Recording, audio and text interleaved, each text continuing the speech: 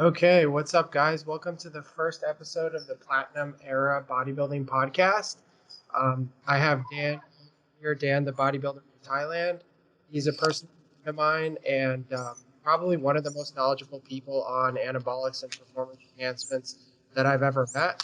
We met like maybe 4 or 5 years ago in Thailand, and since then he's been on a lot of different adventures and he has a lot of really interesting stories to share. So I just want to get him on here to interview him and find out more about him.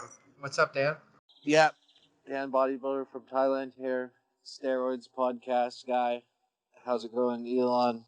We're friends, so I feel like we're just talking on the phone here, not a podcast, basically. Yeah. I just wanted to like for this first one, I just wanted to kind of like interview you, kind of like just interview styles if we didn't know each other, so that people can get to know a little bit more about your background. Because I think a lot of people obviously know you through the Steroids podcast, the Ultimate Guide to Roids, and a lot of the work that you've done. But I feel Mm-hmm. like maybe nowadays, like you used to do a lot of videos on lifestyle stuff, talking about your Yeah. background, quitting your job, and kind of how you got to where you are today. And I just wanted to kind of put it all in one place here, so your fans and people who listen to the show can like kind of see the whole story and maybe learn from some of your experiences. Does that sound good? Oh, cool. Yeah. Cool. Cool. So to start off, I just want to give like a little bit of a background. I know that you, like a couple of years ago, maybe 5 years ago, you decided to quit your job and move to Thailand and obviously start like the Bodybuilder in Thailand channel. Could you talk a little bit about like the decision that you made at that time? Yeah, I started college late, so I was graduating from my university, like bachelor's degree, when I was 20, 25 years old, 26 years old, something like that. And, you know, I felt like, well, after school, and going to the workforce, I don't even know if that's something, that sounds very fun at all. Is this going to be basically like the end of my fun life or something, or the end of enjoying life? And so thought, uh, I thought, man, I don't want to leave school. I want to find any way to prolong this, to stay in school or something like that. And then I was thinking, uh, the reason for that is because there's no like kind of like social structure or something like that in the workforce, and there's a lot more pressure on you.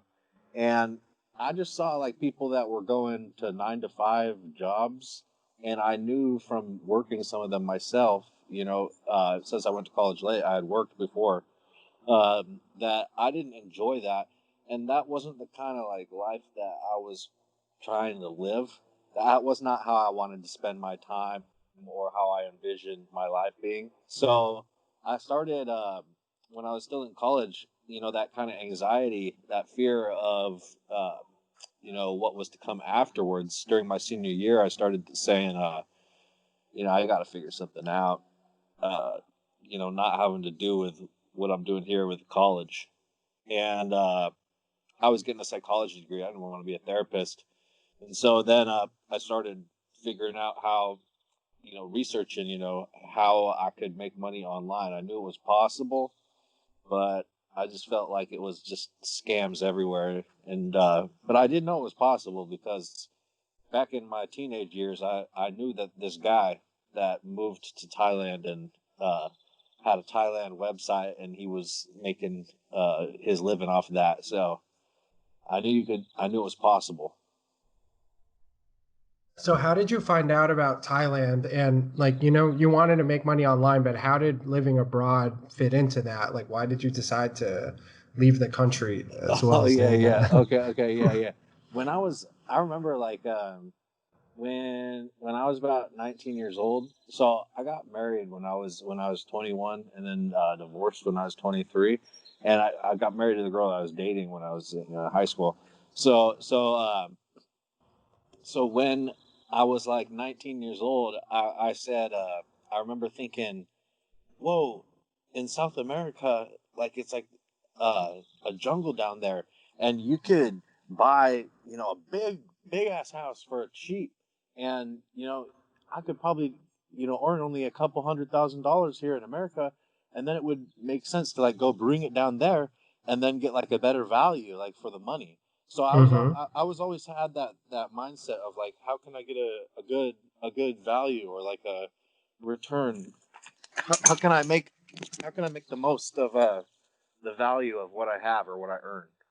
And then I was thinking it would be good to go down there to South America and live down there, have a real nice place, but have it not cost as much as in America. I liked the idea of traveling around. I've I'm a nomad. I was born with the spirit of the explorer, like Ferdinand Magellan. And I know that like that lifestyle back in like 2015, right, 2014, when you were first exploring these ideas, it was really rare. Like not like today when there's tons of people online posting travel content and stuff. Back then, like almost nobody was just uprooting themselves and moving and having an online business. Like it was definitely a lot less common. Do you think that's true? Yeah, yeah, it's sort of, I kind of have been riding the end of the blogger wave of making, there was the bloggers, back when you would go to Google and you'd type in your search and you'd go to somebody's website, it would be some type of blog, and then social media kind of took over, and now you Mm-hmm. go to like people's social media instead. But I was riding the end of the blogger wave, and then as the social media wave was sort of taken over, that was I was kind of in betweener on that. Mm-hmm.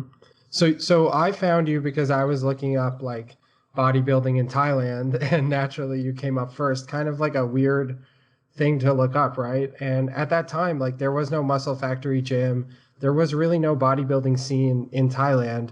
When you kind of uprooted yourself to move over there and start the blog, like did you think that there was a bodybuilding scene there? No, Or no, no. I was the bodybuilding scene. So could you talk a little bit about those early days when you first got over there? And I know it's been a while. There are some videos on your channel, really old ones, of kind of describing that journey. But I think it would be interesting to people to hear kind of what that experience was like, just the first moving over there. Yeah, well, I wanted to get over there. I I I was interested in Asian culture. I had a Asian girlfriend after after I got divorced from my white wife. I had a Asian girlfriend, and she treated me differently, and I was very impressed by the way that she treated me. So I started dating more Asian women to try and like figure out, what was that? Was that some kind of fluke? And it wasn't. So that was definitely an influence there, because then after that, and after I was sort of bitter at white women for a little while too, because I got divorced from one. So I mean that was a factor there. And then when I first went over there, I felt like I didn't know what it was. I mean, I'd never seen anything like that. I was driving down the freeway off of the airplane in the taxi with the Thai dude that I didn't know, and and it was an adventure. I just jumped off the diving board into the pool, kind of like with my blindfold on. Yeah, it was. It sounds like you had a pretty crazy time there, and the scene. Yeah, you like you said, you kind of were the scene. Did you know anything about like anabolics over there, or like the legality of it, or did that play a factor into you going over there at all? Um, I knew that they were not illegal over there, but I didn't know like how to get them more so than like I was confident that they would be in the pharmacies. I think I had read enough or listened to enough experiences or something of probably read some forum stuff over there or something about how you could buy roids in the pharmacies.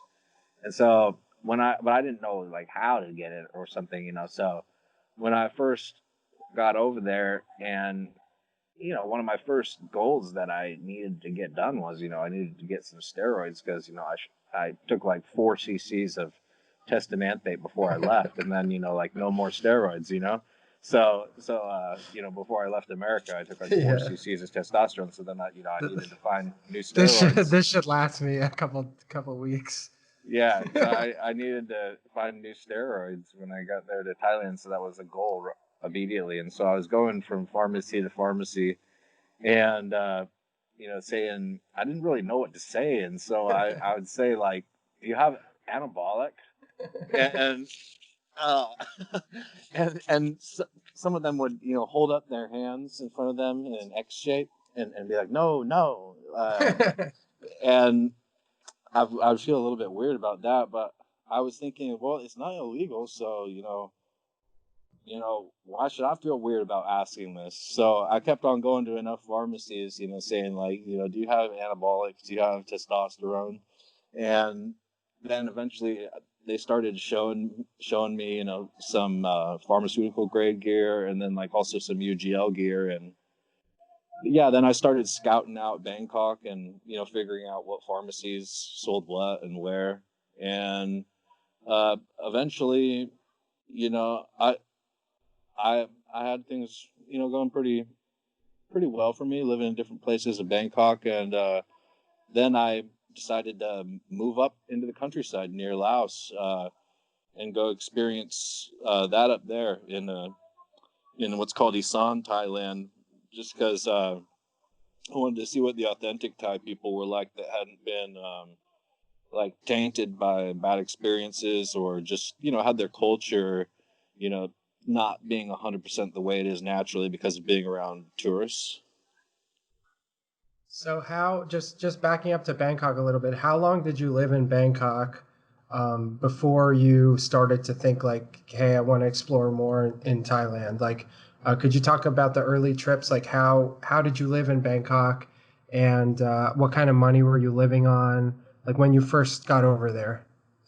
Yeah, the first year I was living on like $1,000 a month. I was making about $1,000 a month through um, affiliate marketing, and with my bodybuilding website, creating website, whatever, had a few other websites. I was in the process of creating them at the time, and that uh, I had to make every dollar count, living on $1,000 a month. But I was able to live in a nice apartment, 1-man apartment, and have my gym membership, have some basic steroid cycles, and be able to afford the food that I needed, and take some girls on dates, some Thai girls on dates, a couple times a week, and pay for dinner or whatever on that. And I just had to make every dollar count in order to do it on that amount of finances. So a little bit uncomfortable. Yeah, I mean, I that's kind of the reason that I kind of wanted to stop there is because that's kind of when we met, and I remember meeting you and just being like shocked that somebody was doing this and living this way, and I thought that it was really really interesting the way that you were living, because when I went over there, I was 21, and the reason that I actually went was to do my first cycle, Yeah. because I heard that it was legal over there, and I wanted to make sure that I got good pharmacy grade stuff, Hmm. and just did everything correctly the first time around, because it was something that I'd been planning for a while. So I did a study abroad there, and then I was messaging you. I don't know if you remember how to find, like asking you where to find things or Yeah, I how to remember. find things. And eventually I did the same thing that you did, because you didn't respond to me for like one day. And like Hmm. maybe 2 hours after I sent the messages, I was like, you know what, fuck this. Like I got to get Yeah. out there and find something myself. So I just walked around all the pharmacies asking around until I eventually found one. And what was really good at that time, I don't know if anyone's listening to this that, was there at the time, but the testovirons, um, that are not around anymore, they were great, and that's what I used for my first cycle, and that was just like incredible. But we were pretty crazy back then, especially me. So we won't go too deep into it. But awesome. So that was like maybe for about a year that you lived in Bangkok, and then you moved up to Isan. Could you talk about that? What inspired that move? A little bit about Isan and what you learned over there. Yeah, the the first place that I lived in Bangkok was this place called it was off the Hoi Kwong subway, so the MRT subway, and the station is called Hoi Kwong in Bangkok, and that was where I lived. I had two gyms right on my street. You know, people selling food. You know, cooking chicken, cooking eggs, cooking rice, cooking sausages, etc. Dogs living on the street. A lot of motorcycles coming by. And I mean, it's very, very interesting. So that's where I was living. I was paying about with utilities about $300 a month for rent living there. That was my first apartment. I think I signed like a 3-month lease, and uh, then I'd go to the gym and I'd eat on that road too, and I really liked that, and I was having a good time, you know, because what I wanted to be doing, my goal that I wanted to be doing was I wanted to be doing bodybuilding. I wanted to be building online business, and I wanted to be dating and hooking up with Thai women. That was like my, you know, what I wanted my life to be doing at that moment. Mm-hmm. And after living there for about, I guess, about 9 months or so, I just decided, you know, hey, this is like a big city, and I'm having a great time here. And then that was a really good spot to live in Bangkok. But you know, I gotta try some other stuff, and I always wanted to be in their environment, not my environment. I never wanted to be hanging out with the tourists. I never wanted to be by any of the other tourists or be hanging out with the Thais that were really comfortable with the tourists. I wanted to go learn exactly what the Thais and their culture was about. So I moved to this different spot of Bangkok called it's called it's in Ratchada. It's deep in Ratchada, and it's called Ramkhamhaeng. And there's a university over there, and there's a lot of Thais that sell stuff on the street, and it's a busy street, but there is no foreigners that go there. So I was the only foreigner going over there. I had a bigger apartment that was cheaper. You know, it was only like $250 a month, and that was where I met you, Elon. That's where you came over to my apartment one time. Yeah, I remember it was really far away from anything, from any train stations or anything like that. And it was just like a very local area. I You had to think take a that's boat. You why. had to take a boat to get there. Yeah.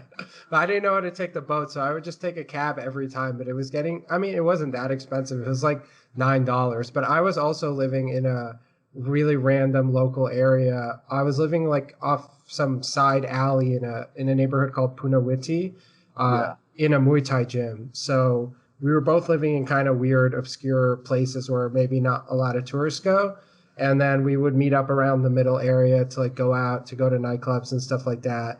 And like, yeah, we would just basically just do gear, train, eat a lot of chicken, which was really cheap. How much would we pay for a meal? Maybe like $2 for like a huge Yeah. meal of chicken and rice. Yeah. 60 um, baht. so it was really easy for the bodybuilding lifestyle because like gear was legal and easy to get and high quality, and then you just eat chicken and rice on the street all the time, as much as you want, pretty much. And then the nightclubs are right there, and the gyms were pretty good. But like I remember you were training in a gym with no AC. Uh, Yeah, well, I mean, like think back to, you know, what my mindset is, and you know where I was living. Like you were saying, you know, it's way out there. You know, why is this dude living out here? I'm always trying to do things the Thai way. Or when I visit the Philippines, I'm trying to do it the Philippines way. Or same with Vietnam, I'm trying to do it the Vietnamese way. So that the Thais, they like to train in the heat. yeah, it's pretty savage though, especially as a big bodybuilder. You know, they don't have like that many. They like to train in the heat, but they're small. You know, Yeah, for the yeah, most part. So it's pretty hard to like really work up a good like. I'm not necessarily a pump, but you just had to be drinking water like crazy. I remember when we were training, and I remember when I first saw you, you were the first like real bodybuilder that I had. Well, I saw bodybuilders before in my gym in New York, but you were one of the bigger guys that I'd seen at that point. And I was like, shit, this guy's like really living the life out here. Could you talk a little bit about like your mindset in terms of bodybuilding and some of your training and like your cycles and your diet back then versus now? Like, because I know that you didn't know as much as you know now. Would you have done anything differently if you could go back and train again during that time? Um, at, yeah, at that time, I was trying to get like, I was on my way to going from just being like a dude who lifts and, looks like he probably takes some gear to looking like, but, maybe I could be a fake natural or, still or something, but probably not. And I was going from that area to becoming like you said, looking like a bodybuilder, when I first got to Thailand, going through that. And the reason for that was because I wanted to, I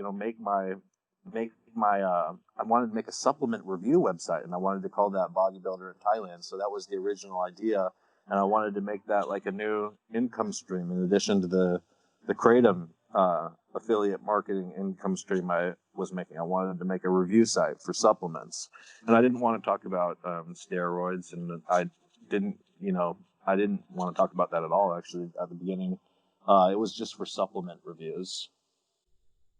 So what prompted you to change from there? Because I remember when I found your site, it was pretty early days, and you were already talking about steroids in Thailand, how they're legal, like which ones are which brands like were good, and stuff like that. Like what inspired you to be one of? Because you were one of the first people on the internet to talk about this kind of stuff. Like that was Yeah, pretty early days. the reason why is because I was like, at first I started saying, okay, well, it's not illegal over here, so I'll say I do TRT.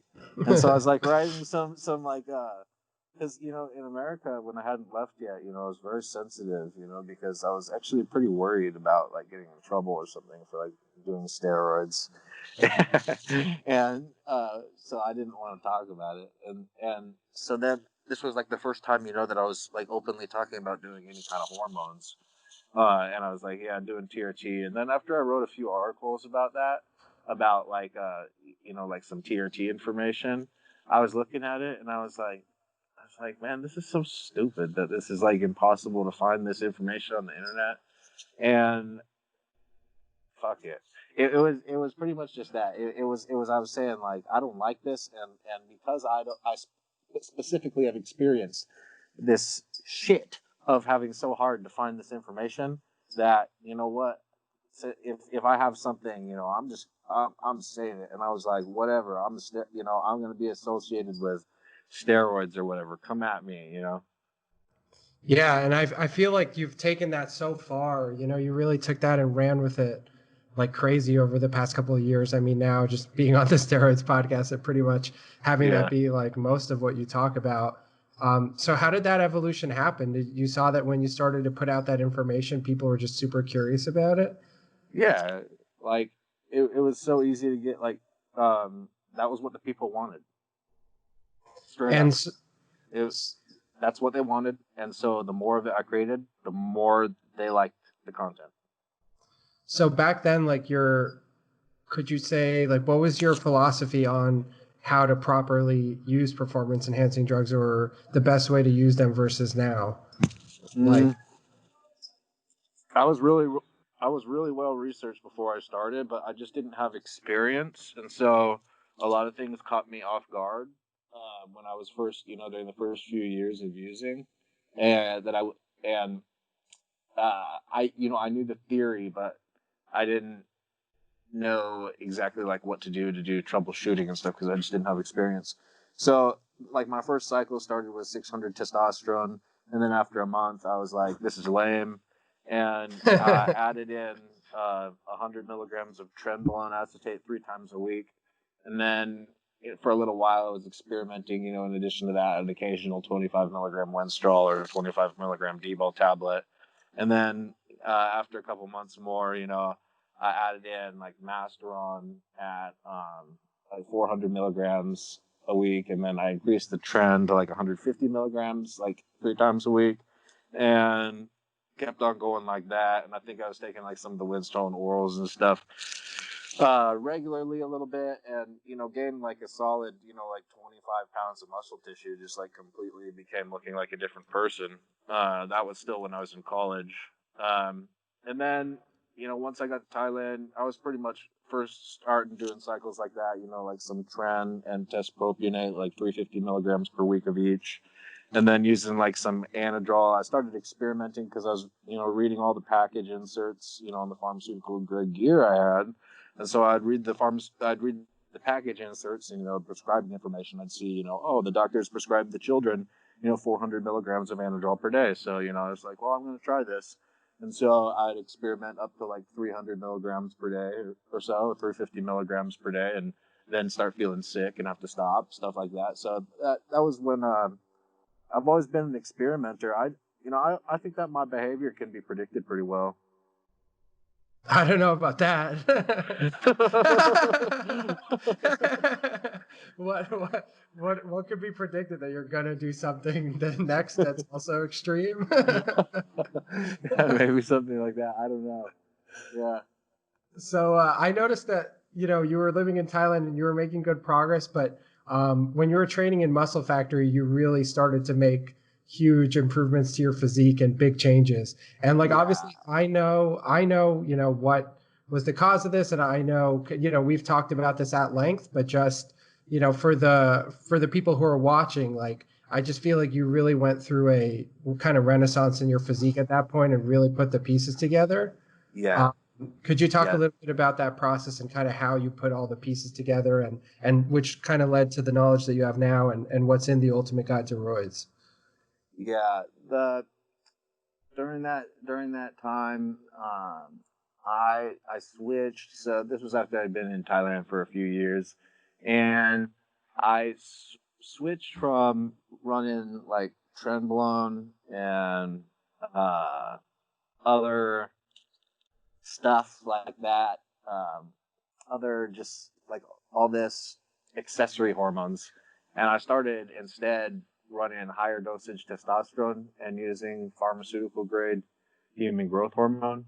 The pharmaceutical grade human growth hormone was what was responsible for like the superhuman or like Superman look, but the testosterone at the higher dosages, and running it like that consistently, around 1,000 milligrams per week to 1,500 milligrams per week or so. That was the most essential component to the size.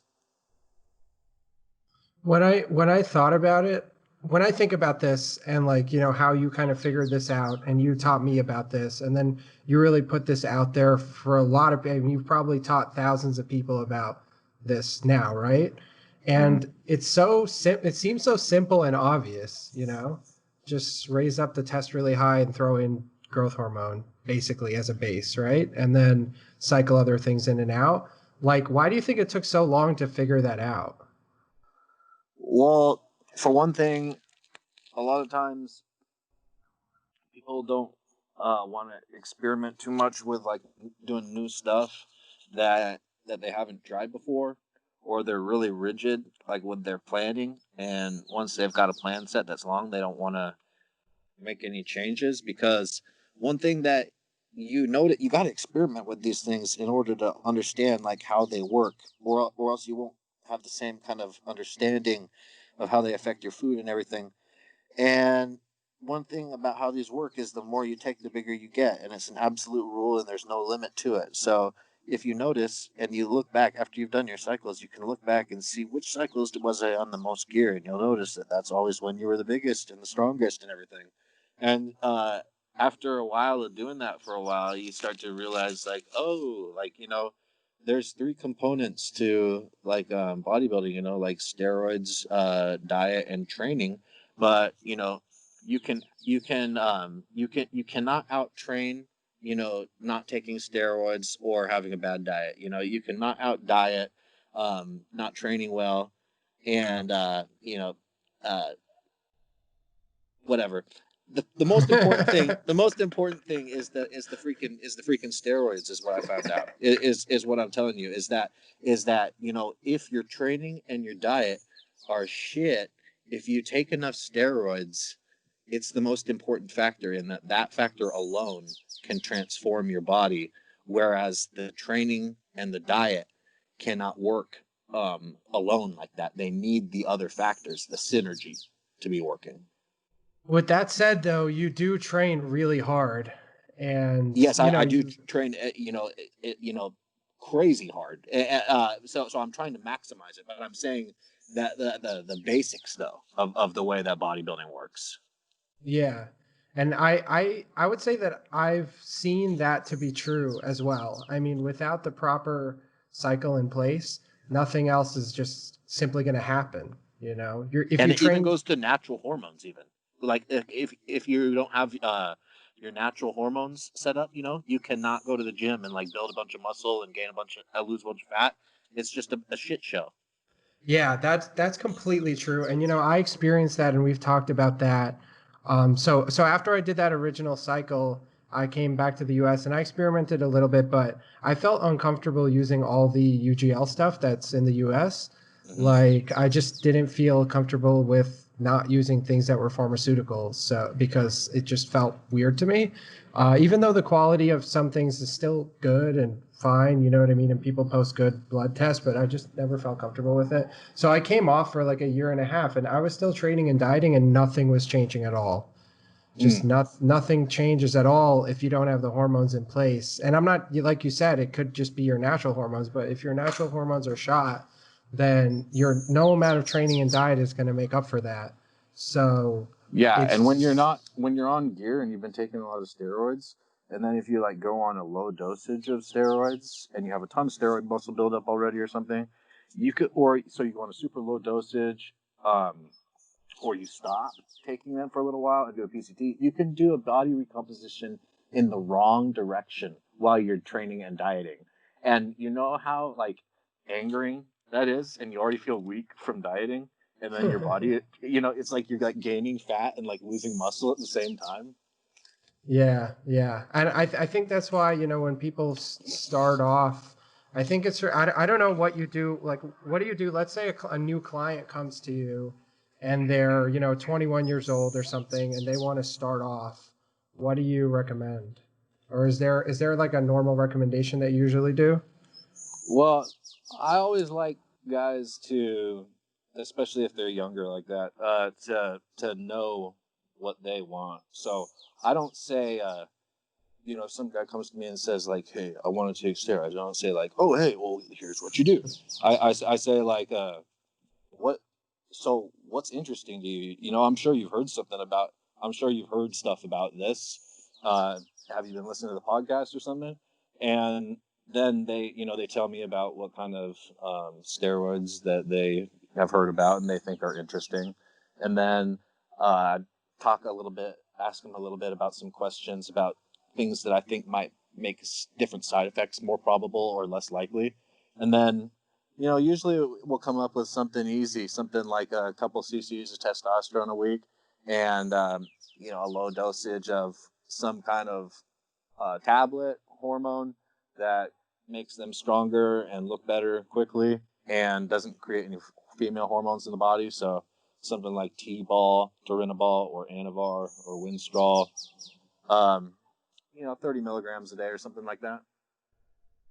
Yeah, that sounds pretty solid. I mean, pretty similar to kind of how most of us start out, I guess. But then I think that the difficulty that most people get is maybe not starting off, but just sustaining it and long term and making improvements over time, you You know? have to hit threshold testosterone levels or injectable hormone levels.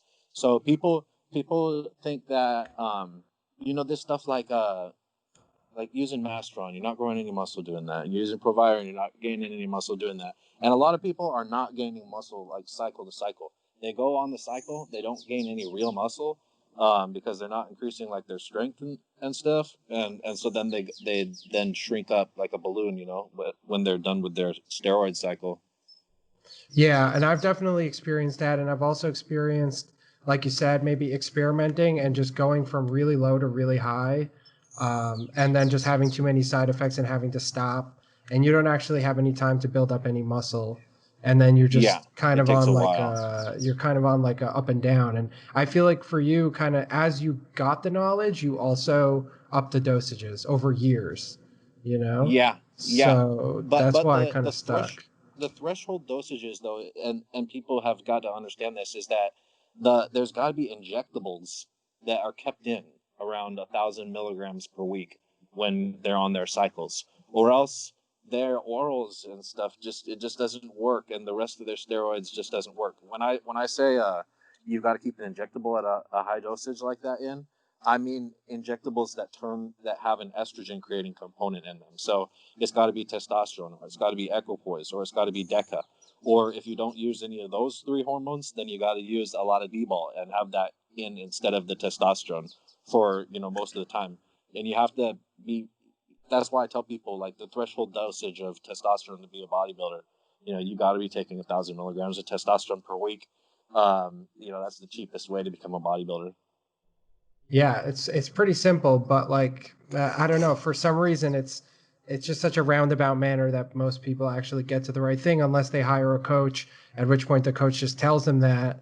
But I feel like when you read online and you go on forums and all this stuff, there's all this confusing information, and it's so simple, but nobody just gives it to you straight. Everyone, no, I guarantee you that 99% of people have touched trend before they've taken testosterone to a gram. And Yeah, yeah, I yeah. just think that's retarded, including me and you and probably everyone else that we ever met. But there's really no point to doing that. Would you agree?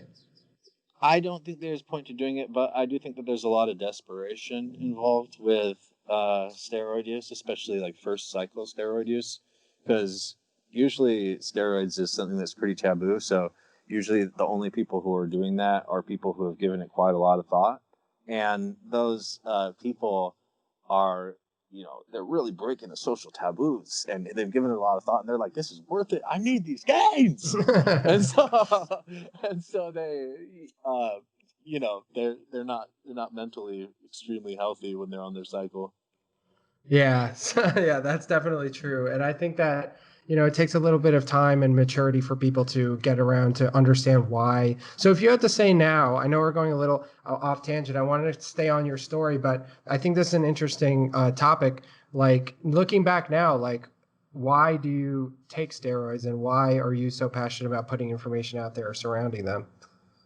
The reason I take steroids is because, so, having physical stature when you're a male, it it makes things in your favor more of the time.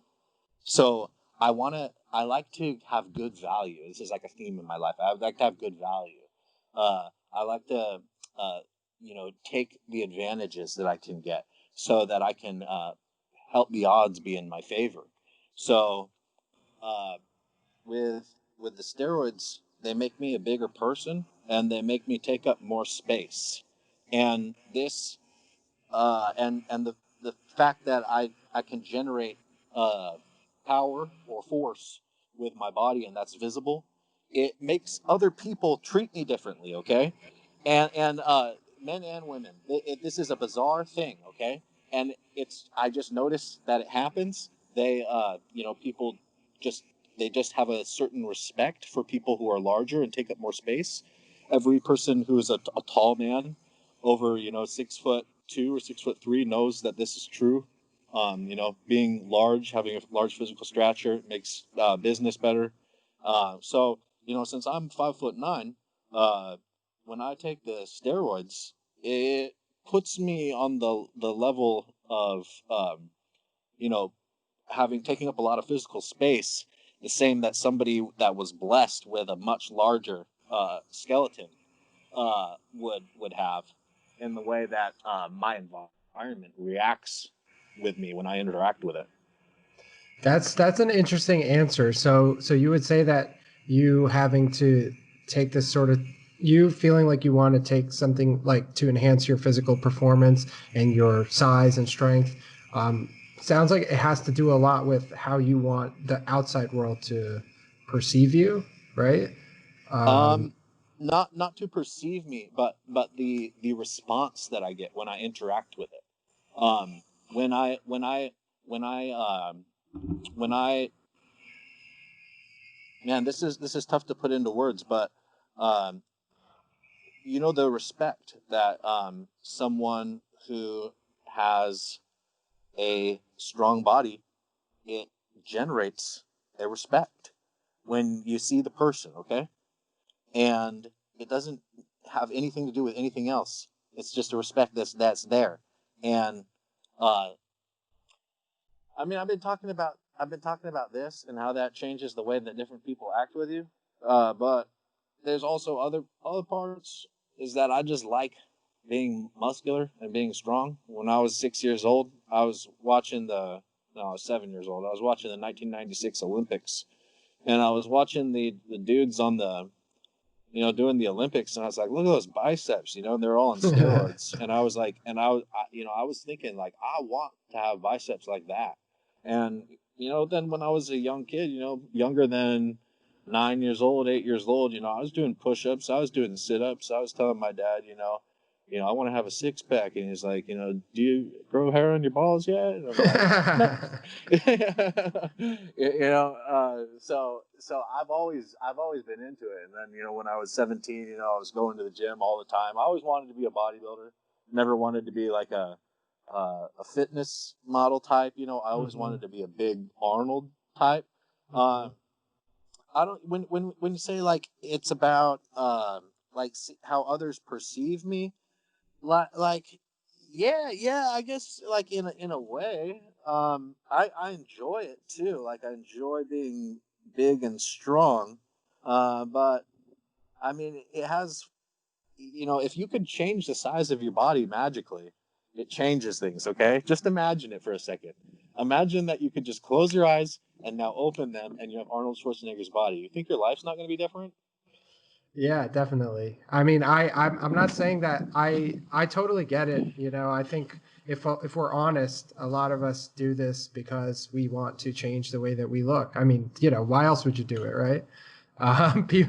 People say that they really love training and like they just happen to look like this as a byproduct of training, which is definitely a factor, right? Like we do love training, A factor, but but it's not the main factor. The primary factor is that if you're a bodybuilder, that's because you take steroids. yeah, exactly. And if you like training so much, you could just train and nobody would ever, That's the secret that no one that it's impossible to find this information. That right Yeah, it's really revolutionary stuff. Bodybuilder six steroids took us this there. long to get to this realization. But yeah, yeah, but yeah, I think that your approach to it is like super interesting, and if we were all honest, we would all pretty much say the same thing. I noticed that in the corporate world, though, people kind of look down on you for being big. Uh, Even when I was working this past year, I just like got laid off due to like the COVID situation. That's kind of why I'm starting this podcast because I have a lot of extra free time. And in the corporate world, people really like they comment so much. And if you're big, I wasn't even taking anything or training, but I was still big for the past year. And people are constantly commenting like, oh, like talking about the gym. Oh, you work out, asking you about like diets and asking you about your training, but kind of in like a way to kind of allude to the fact that you're like a muscle head. You know what I mean? And I think that if I was all juiced up, like fully blown, it would be even worse, And it's kind of annoying. People want to like relate to you on that level or whatever, but no one actually trains. And I don't know. I just feel like within the bodybuilding community, and when we deal with people that we actually do like, it's great. But I feel like when you step into the outside world and you're a bodybuilder, sometimes people treat you kind of a little weird. Oh yeah, and it's like you get this, after you get a certain largeness, then every single person that sees you is looking at you, and so then you get this weird like reflex that starts happening where, you're like, you're like, this weird thing where you kind of feel this pressure of people looking at you. Yeah, exactly. And I feel like a lot of guys, like I've had this happen multiple times where guys try to pick a fight with me or they want to be Yeah, aggressive or something like that. And I'm yeah, that's not one too. really an aggressive guy at all. So I usually like get scared. Really, Even really, yeah, even if I'm because like double someone's size. Okay, because you know, not associated with the size and strength, but the actual just presence of the steroid in my mind um, removes that fear for me. I feel like it really makes you more like taking a lot of testosterone, or not even maybe a lot, like just even a little bit. I feel like just kind of accentuates what you already have going on in your brain. So if you Okay. are naturally somebody who's gonna be aggressed by someone being aggressive towards you, then I think you'll be more aggressive. But if you're someone who naturally, like, whenever I get into fight or flight, I'm like flight. Like I always Okay. get scared. I always feel like running away. I'm not an aggressive like type of guy at all. I will, so, like, I have fought before. I will if I feel like I'm backed into the corner. You know what I mean? But like Hmm. I've had random bums like threaten me on the street, and I'm like triple. You know what I mean? I'm like 230 pounds, like, Yeah. and they're like just like coming at me like on the street or being aggressive or saying something to me, and I feel like scared. And I'm I like, wonder if you were both naked on the street, like walking past each other, if that would, if you wouldn't be afraid anymore. I know that I could obviously pick a like a person up and like throw them, but I don't know. That's just me. I mean, so I think that like I don't know, but I think for some people that get angry though, being on a I don't know about testosterone, but definitely heavy androgens. Hmm. Uh, but yeah, I guess kind of what I'm saying is though that. And if anyone's listening to this has experienced this, I just feel like when you're a bigger guy, you attract more attention, so positive and negative. Yeah. Uh, Yeah. Okay, so obviously in Muscle Factory you kind of made that big kind of realization, and basically to sum that up, like a gram to a gram and a half of test anabolics and pharmacy grade growth hormone was huge too. You write a lot about that in the book, so if anyone's interested in learning more about that, I would recommend to read the book Ultimate Guide to Roids that Dan wrote. It's a really great book. It's only $20, and it pretty much outlines exactly how to get big and to make progress as a bodybuilder. It's really simple, and he lays it out super well and explains everything. So kind of just really takes the bullshit out of it. Or hire Dan as a coach. And then okay, so I want to talk about Colombia a little bit. Yeah. Would you feel Yeah. Yeah. comfortable Yeah. talking about that? Because I feel like you haven't really come on a podcast and talked about that at all, right? Yeah. I'll Um, answer any questions. but it was a really controversial time, and I feel like would you feel like that was kind of the I guess the pinnacle of like your fame, or rather infamy? Like that's when the most you were exposed to the most people. Would you agree with that? Yeah. Yeah. I'd say that. Um, because I used to have a YouTube channel that got deleted that had I had steroid videos, me walking around in Thailand talking about my experiences on steroids that had millions of views on that channel, but it got deleted. And then but then when that thing happened with my leg, it was like everybody that had ever seen one of those videos, all had was being talked about because or was aware of what was going on because uh, all these bigger sources were now talking about me, showing me in the hospital in Colombia or whatever. So I think that's kind of how it metastasized into this like worldwide news event. Yeah, could you talk a little bit about like what happened in Colombia? Why did you go over there, and what led to this event of like your leg almost having to be amputated pretty much? Yeah, yeah, I kind of have to laugh about it, because obviously I've thought about it seriously, but if you think about it too seriously and too vividly, every time you think about it, it's just too overwhelming for for you to be experiencing over and over again. So that's why I kind of give a chuckle or something when I'm talking about it sometimes. But I, I took a steroid injection, and it was from a UGL, and I was taking a lot of steroids at the time, and I was also the biggest I'd ever been at the time, and that was when I was really noticing that like wow,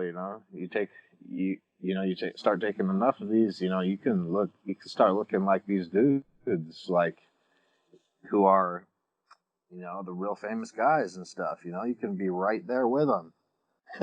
You take enough of this stuff, and so obviously that means that I was getting careless, because these guys that look like this, it's not something where they're taking a couple shots a week.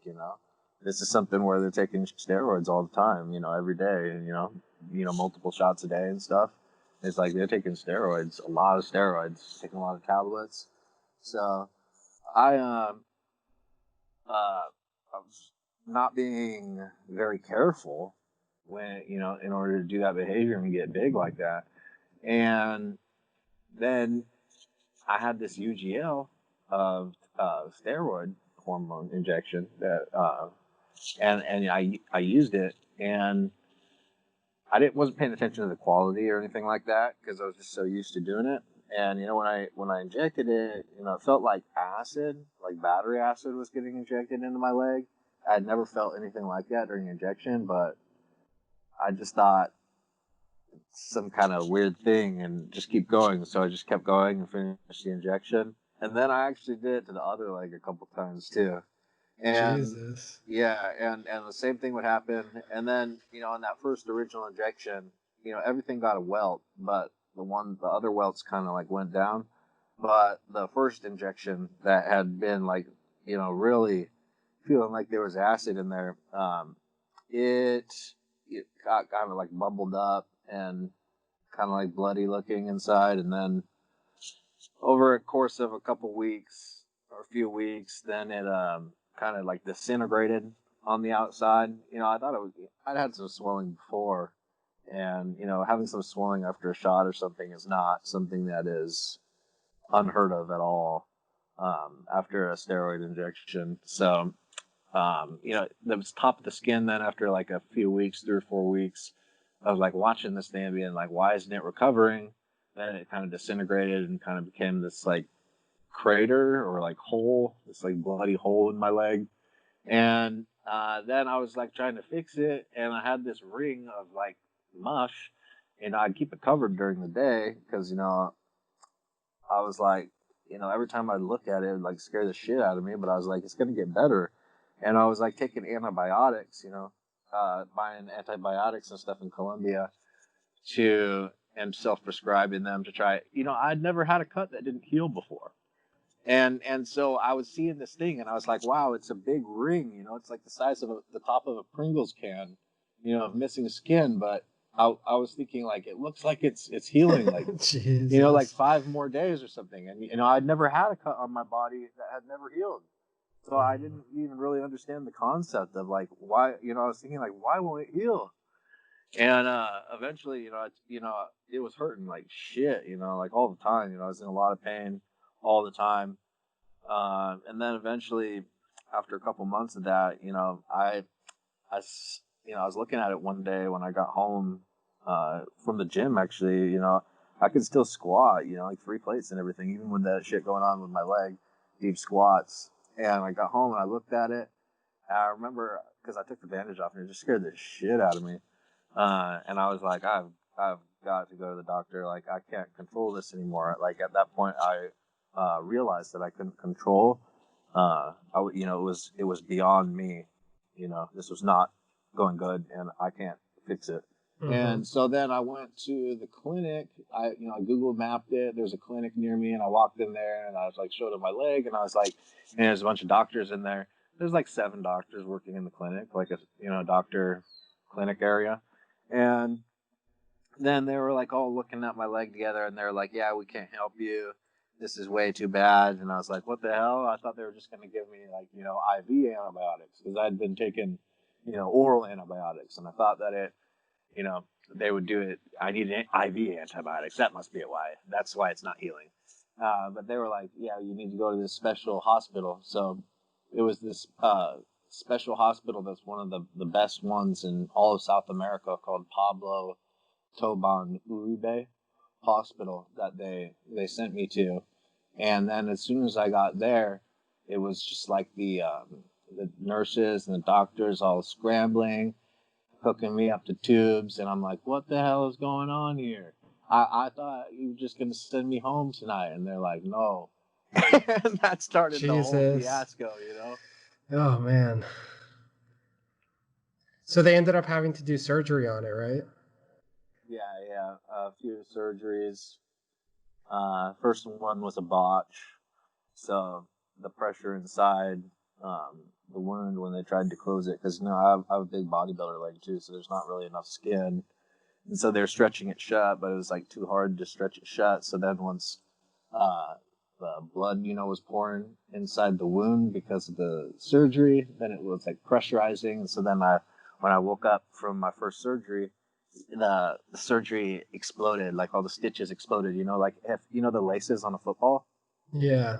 it looked like that, if you had the laces Yeah, on a football yeah. and you like ran it over with a car, and Yeah. then like Oh, like all the guts, the shit starts spraying out. jeez. That's what my leg looked like, man, when I woke up. uh, uh, shit, dude. Well, yeah, I mean that's the story. I mean, I don't think it's been told before, so that's it, man. Any advice for people like on how to avoid something like that? Because obviously, things like this happening things like this happen in bodybuilding all the time. Pro bodybuilders and stuff pull out of shows, they get abscesses, and then they say, oh, I Yeah, tore my tricep or whatever. yeah. This happens a lot. So do you have any advice for people to avoid something like this? Yeah, I've got emails since this happened too. Lots of emails, not just a couple of guys being like, "Yeah, I had some. I had the same experience, but usually theirs was a little bit like not quite as bad, but a similar experience." And I had to think about it for myself too, because after that, I came home, made it out. Definitely got help out from my fans on social media. Making it back to America from Colombia, and then I was thinking, I can't ever let this happen to me again.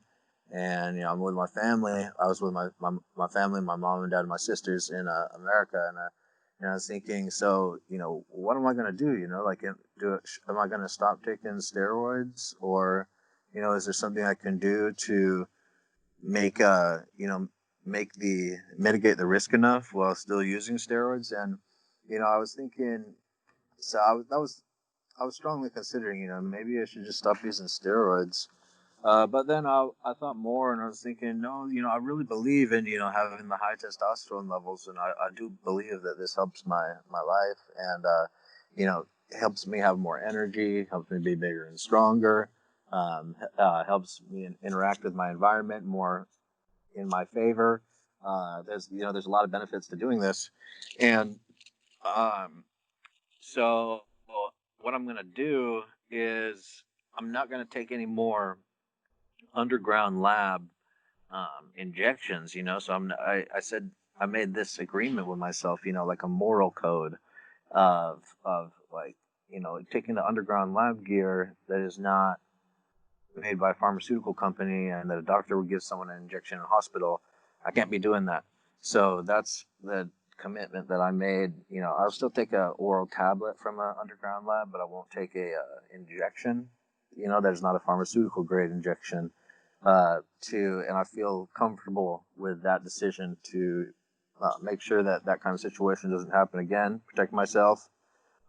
If something did, next time, I would make sure to go to the doctor right away. And the minute chance, that a pharmaceutical grade gear, it can't be tainted, but if it was somehow tainted with some kind of bacteria. Yeah, and I think that's super important to note because I would say, you probably know more than me since you're in touch with a lot of guys, but I would say 99% of bodybuilders take UGL stuff regularly. Like that is what they take. Yeah, They never it's more even common than not, much more common. they never even saw a pharmaceutical, probably. Mm. I feel like most people don't even know that there are pharmaceutical versions of this other than like TRT and stuff like that. I remember it was a fantasy for me. I knew they were there, but it was a fantasy. Yeah, and I just think that, yeah, I think that it is for a lot of people, and I think that, bodybuilding, it's something that I feel like a lot of people do. They roll the dice and stuff like that, and it's like you feel like you're always rolling the dice when you're a bodybuilder. You feel like you're on the outside, like on the fringe of society, and for some reason you want to do this really weird thing, and it's like, It's like a punk thing to do, like a skate punk. yeah. You're a muscle punk. Like it's so it's so cool, you know what I mean? But at the same time, it's like you're really playing Russian roulette a lot, especially if you don't do it in a responsible way. So that's kind of why I wanted to like have this podcast too, not just with you, but just in general, because I feel like if I could have told myself like in the past, I mean, you know me, like I'm pretty risk averse. I won't do something if it seems crazy, Hmm. but you know, I've still done a lot of like really crazy stuff. And I don't know why, you know what I mean? I don't know why we do these crazy things for like perceivably very little benefit, you know, just because it becomes normal. Like in psychology, you know, they have this thing where like if you keep doing something that's crazy a little bit at a time, suddenly you're doing something really crazy and it seems normal, you know? Hmm. And I feel like Yeah. with bodybuilding, that happens to a lot of people. Yes, exactly. Especially the longer you're taking it, and then like the more different steroids and like amount of steroids that you end up like taking, because you do like subconsciously understand, even if you don't consciously recognize it, more steroids equals more size and strength, and so you kind of have that tendency the longer you do bodybuilding. Yeah, yeah. I think that you know, as long as for a bodybuilder, as long as you go to sleep at night and you're happy with the gains that you're making and you feel safe in what you're doing and stuff like that, that's success. You know what I mean? There really is no end goal to this. Yeah, Uh, my in addition to that, my recommendation, or what I think is the best way of using gear now, is to mostly just use the bioidentical hormones that are not toxic to your body, and so that can be like testosterone, 600 milligrams to 1,000 milligrams per week, with growth hormone up to like 4 IU's per day, with some metformin for your blood sugar, and with doing stuff like that, you can definitely still be a bodybuilder without having any kind of measurable bad health. Yeah, I think that definitely makes sense. One question, and I don't want to keep you too long, but one question that I have that I think probably a lot of people are going to be thinking, we can do another episode diving more deeply into like, you know, how to do this sort of stuff if you'd be interested in that. I mean, the steroids podcast has a ton of stuff, but you know, growth hormone, like you've been big on testosterone and growth hormone. What about insulin? Why have you never used it? Or like what do you know about like people using insulin for the most part? Well, insulin is one of these bodybuilding chemicals that can have a one and done death scenario where you take it, one dosage and then you just die because of that dosage. And the other bodybuilding chemicals don't really have that aspect to them. You can take a whole bottle of D-ball and it won't kill you. A whole bottle of whatever, it won't kill you. You can take a whole 10 milliliter vial injection of some kind of injectable steroid. It's definitely not going to kill you. You probably get high blood pressure, headaches, maybe throwing up, stuff like that, but definitely no death. So, but then you go to the insulin, and then you do. The first time you take it, you can die, and then you look at diabetics who have been using insulin their whole lives, and there's a substantial in the thousands of people who die who are diabetics who are experienced insulin users who die each year from using it. So, um, why are you exposing yourself to that risk? Yeah, that makes sense. And I feel like metformin is something that's not really discussed a lot either, but I know that you've talked a lot about that. And so you use metformin kind of as a replacement to insulin. Yeah, yeah, to keep insulin sensitivity. It's really strong at 1,000 to 2,000 milligrams per day. It does the job. And what does your current cycle look like? Well, I'm on this C virus quarantine right now, so I've been doing a cc or two of testosterone a week while I've been on this for the past 8 weeks or so. But about a week ago, I started taking some steroids again.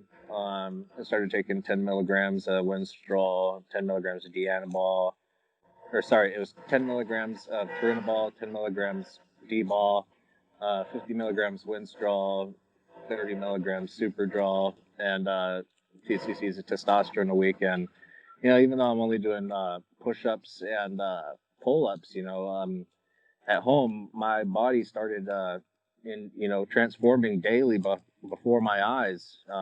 Just even only in a week, and I'm looking like I'm real juiced up again. And Yeah. like I've been in the gym. It's pretty crazy. Even my traps are popping up above my shoulders.